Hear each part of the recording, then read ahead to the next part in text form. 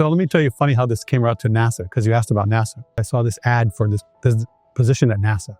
I took it home and I showed it to my wife. I said, look, this ad wants someone with a PhD from a top school in knowledge management. I said, I might be the only person in the United States who actually qualifies for this position. So I just applied. And there's a funny story how they finally got selected. And I was hired by NASA because those people have PhDs in engineering, physics, and all that. You know, they're going to question things. You better know what you're talking about. What's the problem with these smart people? When I went to interview at NASA, I had to have a final interview with the director. He had to sign off. So I met all the other people and did the interviews. In the afternoon, it took me for a meeting with the director in the top floor, waiting in his big office. My handler took me and sat me down with the director. It's like 15 minutes, right? Token interview. So he'd ask me, well, what do you think so far? He doesn't know what to say. So I said, I think you have a lot of smart people here and you have a hard time getting them to work together. And the guy looked at me and said, what kind of an answer is that? You know, the director was like, just, So we chatted for a few minutes, then we left. Later, they offered me the job.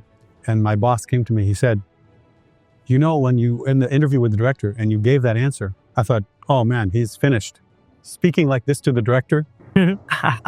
But you know, when we left your office, I put you in the elevator to go down. He came running out of his office. Hire this guy.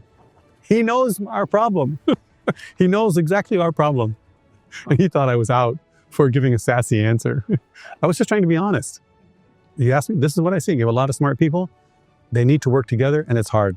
Why it's hard for smarter people to work together? People who are smart, that we say are smart, generally we mean well-educated, advanced degrees, know a lot of material. They're not so familiar with failure. And so it's difficult.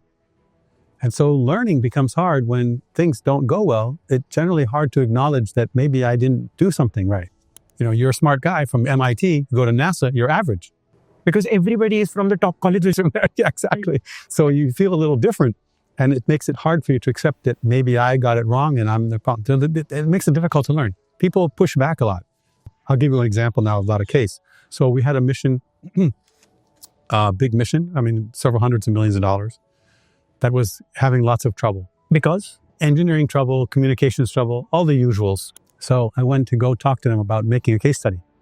No way they want to talk to me. Why are you talking to us? And the reason they gave me was, our mission, we had troubles, but we launched it. It's working. It didn't fail. So why are you here? You only talk to people who fail. I said, no. We want to talk to people who do things to show how they succeeded, how they got it. So he didn't want to talk to me because you're going to make my mission into a big failure story. I don't want to talk to you. So I went to the director. I said, this guy won't talk to me. He said, well, actually his mission was almost canceled twice. Meaning they boxed up a review. They had to go to headquarters and defend his project or that will be canceled, totally zeroed out. So, and the director told me when they did that, I was on the board reviewing his project. So I said, fine, I'm going to tell him that you want me to write a case study about how he survived a cancellation review. Okay. I said, yeah, okay, do that. So I went back to this guy. I said, I'm here from the director's office. And he wants me to write a case study about how you were able to survive a cancellation review and your project survived to go on and become successful. He goes, oh, I can do that.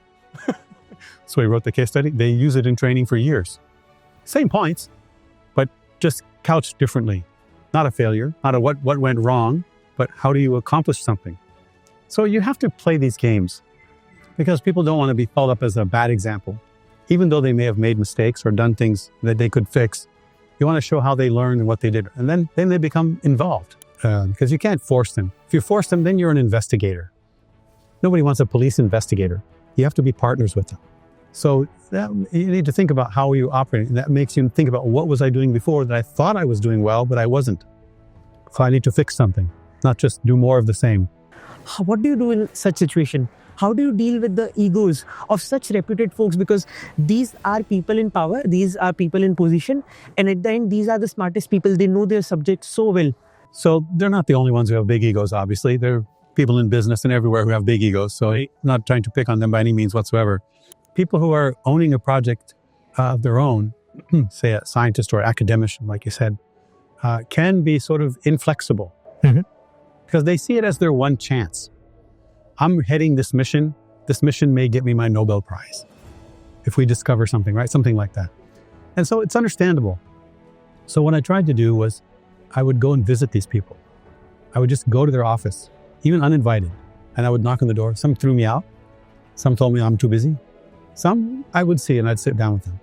And I would talk to them and I would try to show them that the idea here is for us to all learn. The idea isn't to find some fault. And that actually taps into something that's very core to them, which is learning.